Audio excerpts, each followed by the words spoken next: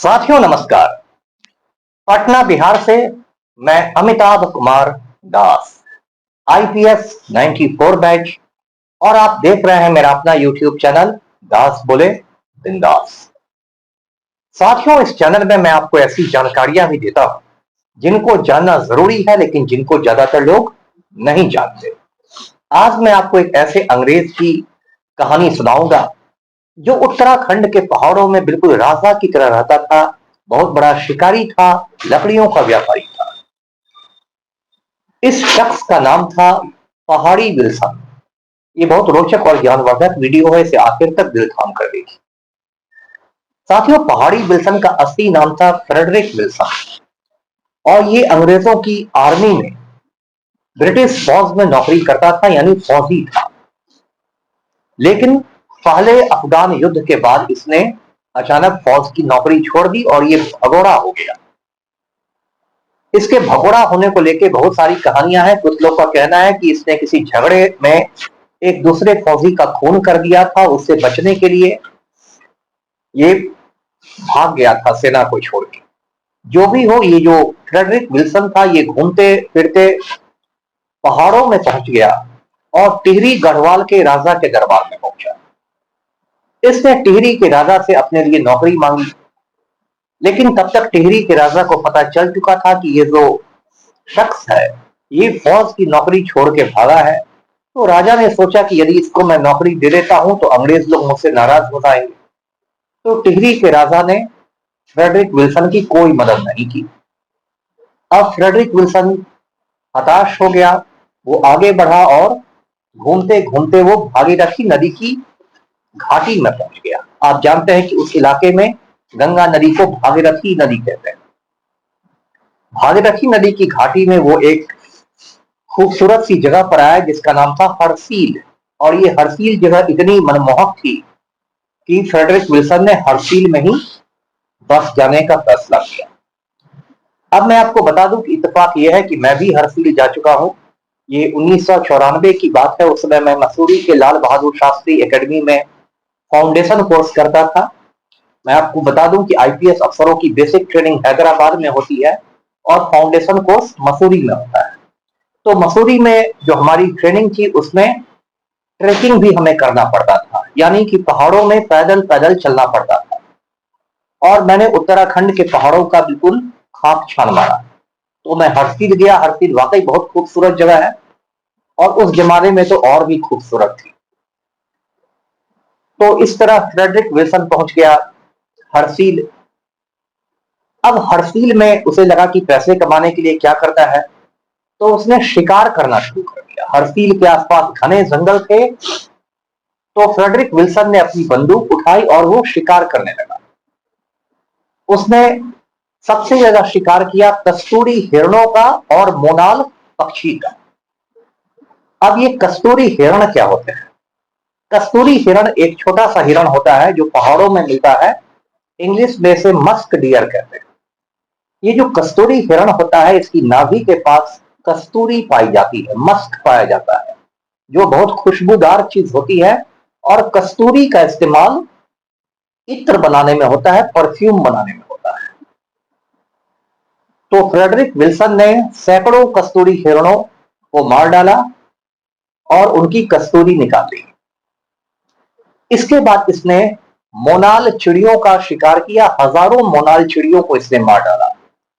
अब आप बोलेंगे कि मोनाल क्या होता है? तो मोनाल चिड़िया जो होती है वो एक किस्म का तीतर है, लेकिन बहुत ही रंग बिरंगी चिड़िया होती है मोनाल। इसके पंख बहुत खूबसूरत होते हैं। और मोनाल आज भी उत्तराखंड का राज्य पक्षी है और नेपाल का राष्ट्रीय पक्षी है। तो इस तरह फ्रेडरिक विल्सन ने सैकड़ों हिरणों को मार के कस्तूरी जमा कर ली और हजारों मोनाल चिड़ियों को मार के उनके रंग बिरंगे पंख जमा कर ली और इनको बहुत ही ऊंची दाम में उसने बेचा। कस्तूरी लोग खरीदते थे परफ्यूम बनाने के लिए, इत्र बनाने के लिए, और मोनाल के पंख लोग खरीदते थे हैट में सजाने के लिए और जगह सजाने के लिए कपड़ों में। और इससे उसके पास अच्छी खासी दौलत आ गई। अब चूंकि वो विल्सन पहाड़ों में रहने लगा था तो लोगों ने उसको फ्रेडरिक विल्सन की जगह पहाड़ी विल्सन कहना शुरू कर दिया। पहाड़ी विल्सन की शिकार की जो कहानियां थी वो अंग्रेजों की पत्रिकाओं में छपती थी, शिकार की पत्रिकाओं में छपती थी और काफी पॉपुलर थी। इसी बीच क्या हुआ कि एक ऐसी घटना हुई कि समझिए पहाड़ी विल्सन की किस्मत का ताला खुल गया। हुआ ये कि अंग्रेजों ने डिसाइड किया कि पूरे हिंदुस्तान में रेलवे लाइनें बिछाई जाए। अब ये जो अंग्रेज लोग थे ये काफी धूर्त और मक्कार थे, ये कोई भी काम हिंदुस्तान के आम आदमी के लिए नहीं करते थे। रेलवे लाइनें बिछाने का इनका मकसद ये था कि पूरे हिंदुस्तान में जब रेलवे लाइनें बिछ जाएंगी तो माल गाड़ियों में भर के हिंदुस्तान का कच्चा माल जो है वो बंदरगाहों तक पहुंचा दिया जाएगा और उन बंदरगाहों से पानी के जहाज में कच्चे माल को लादकर इंग्लैंड पहुंचा दिया जाएगा। तो हिंदुस्तान के लूट खसोट के लिए ये रेलवे लाइनें बिछाई जा रही थी। अब ये जो रेलवे लाइनें बिछाई जा रही थी इसके लिए लकड़ी की बहुत जरूरत थी।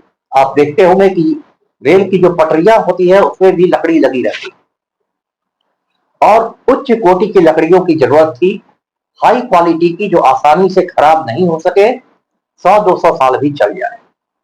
तो ऐसी लकड़ियां पहाड़ों में मिलती है, साल की लकड़ियां और देवदार की लकड़ियां। तो जब ये बात पहाड़ी विल्सन को मालूम हुई तो उसने इन लकड़ियों की सप्लाई करने का ठेका ले लिया। तब तक पहाड़ी विल्सन को टिहरी के राजा का भी आशीर्वाद मिल गया था। तो टिहरी के राजा की सरपरस्ती में पहाड़ी विल्सन ने जंगलों की अंधाधुंध कटाई शुरू की और साल और देवदार दोनों की लकड़ियां काट काट के वो अंग्रेजों को सप्लाई करने लगा। अब ये सप्लाई भी बहुत दिलचस्प तरीके से किया जाता था। लकड़ियों के बड़े बड़े टुकड़े काटे जाते थे जिसको इंग्लिश में लॉग कहते हैं, LOG, और उन लकड़ियों को गंगा नदी में बहा दिया जाता था और वे लकड़ियां बह बह के नदी में हरिद्वार पहुंच जाती थी और हरिद्वार में पहाड़ी विल्सन के मुलाजिम लोग रहते थे, उसके स्टाफ रहते थे और वो लकड़ियों को गंगा से निकाल लेते थे और अंग्रेजों को बेच देते थे। इस तरह से पहाड़ी विल्सन ने अकूत दौलत कमाई और ऐसा हुआ कि उत्तर भारत का वो सबसे अमीर आदमी बन गया। उसने अपने लिए हरसील में देवदार की लकड़ी का ही एक बड़ी सी हवेली बनवा ली और उसमें वो राजाओं की तरह रहने लगा। लोग उसको कहने भी लगे कि ये हरसील का राजा है। अब पहाड़ी विल्सन ने सोचा कि मैं तो राजा हो गया तो अब मैं सिक्के अपना चला देता हूं। जैसे पहले जमाने के सुल्तान लोग, बादशाह लोग अपने नाम के सिक्के चलाते थे, तो पहाड़ी विल्सन ने भी सिक्का चलवा दिया जिस पर विल्सन की तस्वीर बनी रहती थी।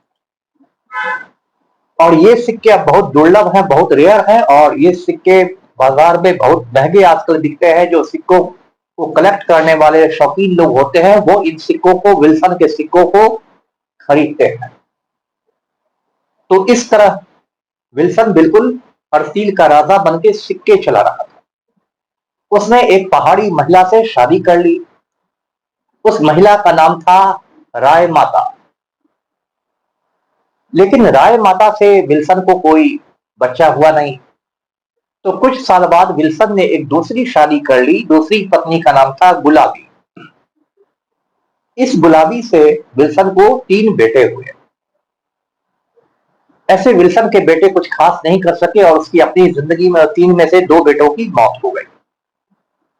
तो इस तरह विल्सन की तरक्की होती रही। उसके बाद पहाड़ी विल्सन ने सोचा कि भाई ये हरसील तो मेरे लिए बहुत छोटी जगह है, मैं तो बहुत बड़ा आदमी बन गया हूं। तो उसने डिसाइड किया कि वो हरसील छोड़ के मसूरी में रहने लगेगा। तो अब विल्सन आ गया मसूरी में रहने के लिए। मसूरी आज के उत्तराखंड राज्य में है। क्वीन ऑफ हिल्स इसको कहते हैं, पहाड़ियों की रानी कहते हैं। बहुत खूबसूरत जगह है। मैंने आपको बताया लाल बहादुर शास्त्री एकेडमी यही है जहां मैंने भी 3-3.5 महीने गुजारे हैं। वहां केम्प्टी फॉल है, केम्प्टी का जलप्रपात है मसूरी में, मॉल रोड है, लाइब्रेरी पॉइंट है और मेरे प्रिय लेखकों में से एक है रस्किन बॉन्ड। उनकी इंग्लिश किताबें मैं बहुत पढ़ता हूं। वो रस्किन बॉन्ड भी मसूरी में ही रहते हैं। तो उसी मसूरी में ये जाके रहने लगा पहाड़ी विल्सन। और बड़े बड़े अंग्रेज हाकिमों से, बड़े बड़े लोगों से इसकी दोस्ती हो गई, क्योंकि इसके पास बहुत दौलत थी, है ना। दौलत की का अपना ही महत्व है। कहते हैं कि जब आपके पॉकेट में लक्ष्मीकांत होता है तो आप सब लोगों के प्यारे लाल होते हैं। तो ऐसी महिमा है लक्ष्मी की। तो इसके बड़े बड़े लोग दोस्त हो गए। उसमें एक बहुत बड़ा लेखक था रुडयार्ड किपलिंग, वो भी इसका दोस्त हो गया। रुडयार्ड किपलिंग के बारे में आपको बता दूं कि वो एक अंग्रेज था। उसका जन्म बॉम्बे में हुआ था और वो बहुत बड़ा लेखक था, साहित्यकार था। उसने जंगल बुक लिखा है। आपने मोगली का नाम सुना होगा, जंगल बुक किपलिंग ने लिखा है। किपलिंग को आगे चलकर नोबेल पुरस्कार भी मिला था साहित्य का। रुडयार्ड किपलिंग पहाड़ी विल्सन का ऐसा दोस्त बना कि उसने पहाड़ी विल्सन पर आधारित एक उपन्यास लिख दिया। उपन्यास का नाम था, नोवेल का नाम था the man who would be king. और इसकी प्रेरणा रुडयार्ड किपलिंग को पहाड़ी विल्सन से ही मिली थी। तो इस तरह पहाड़ी विल्सन मसूरी में भी रहता था और मसूरी में उसने अच्छे खासे होटल खोल लिए थे। एक दिलचस्प बात मैं आपको बताऊं कि जो लाल बहादुर शास्त्री एकेडमी है, वो भी एक जमाने में होटल ही हुआ करता था और उसका नाम चार्ल्स विले होटल था। और इंग्लैंड की राजकुमारी मैरी आई थी, जो आगे चलकर क्वीन मैरी बनी, वो भी उस चार्ल्स विले होटल में ठहरी। लेकिन मसूरी आने के बाद धीरे धीरे पहाड़ी विल्सन की तबीयत खराब होने लगी और एक दिन उसका इंतकाल हो गया। साथियों, पहाड़ी विल्सन के बारे में मैं आपको बताऊं कि पहाड़ी विल्सन थोड़ा विवादास्पद आदमी भी है, कंट्रोवर्शियल भी है। पहाड़ी विल्सन को उत्तराखंड में बहुत सारे लोग मानते हैं कि उत्तराखंड की बर्बादी में उसका बहुत बड़ा हाथ था। एक तो उसने इतना शिकार किया, इतने सारे हिरणों को मार दिया, परिंदों को मार दिया। उस समय तो शिकार पर प्रतिबंध था नहीं। अब तो सलमान खान काला हिरण का शिकार करता है तो रगड़ा जाता है। एक तो उसने बहुत शिकार किया, दूसरा कि उसने बहुत पेड़ काटे। और उत्तराखंड में चिपको आंदोलन के बहुत बड़े नेता थे सुंदरलाल बहुगुणा।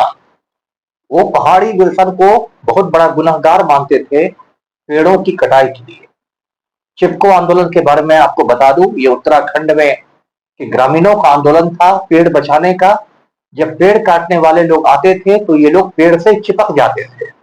औरतें जाके पेड़ से चिपक जाती थी, बच्चे जाके पेड़ से चिपक जाते थे और पेड़ों को कटने से बचाते थे। पेड़ से चिपकने की वजह से इसका नाम चिपको आंदोलन पड़ गया। सुंदरलाल बहुगुणा इसके बहुत बड़े नेता हुए। लेकिन सुंदरलाल बहुगुणा ने हमेशा कहा कि ये जो उत्तराखंड की तबाही हुई है, इसके लिए पहाड़ी विल्सन जिम्मेदार है। इतिहास में कुछ लोग ऐसे होते हैं जो न पूरी तरह काला होते हैं, न पूरी तरह सफेद होते हैं, बीच बीच के रंग के होते हैं, धूसर होते हैं, ग्रे होते हैं। तो पहाड़ी विल्सन भी उसी में से एक शख्स था। साथियों, मैंने रस्किन बॉन्ड की चर्चा की। रस्किन बॉन्ड ने पहाड़ी विल्सन को लेके एक दिलचस्प कहानी लिखी है, विल्सन्स ब्रिज, यानी विल्सन का पुल। तो साथियों, आज का वीडियो यहीं तक था। इस वीडियो को लाइक करें, शेयर करें, चैनल को सब्सक्राइब कीजिए। धन्यवाद। जय हिंद।